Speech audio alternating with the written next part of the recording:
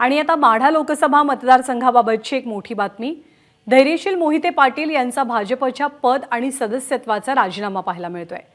धैर्यशील मोहिते पाटील हे येत्या 14 तारखेला म्हणजे रविवारी राष्ट्रवादी काँग्रेस शरदचंद्र पवार पक्षात प्रवेश करतील, तर 16 एप्रिलला ते माढ्यातनं आपला उमेदवारी अर्ज भरतील।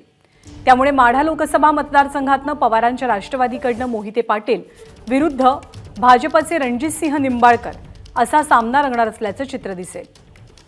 तर धैर्यशील मोहिते पाटलांचा राजीनामा आम्ही स्वीकारलाय, आम्ही कुठेही कमी पडलेलो नाही, असं भाजपचे प्रदेशाध्यक्ष चंद्रशेखर बावनकुळे म्हणाले।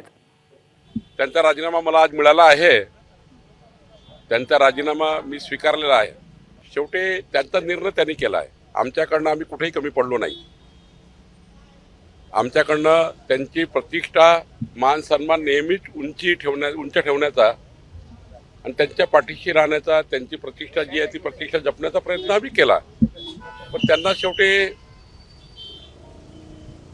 मोदींच्या निवडणुकीमध्ये त्यांनी असं राजीनामा देणे वगैरे योग्य नव्हतं, पण त्यांनी निर्णय घेतला आहे। शेवटी जनता जी आहे ती मोदींच्या पाठीशी उभी आहे। एबीपी माझा, उघडा डोळे बघा नीट।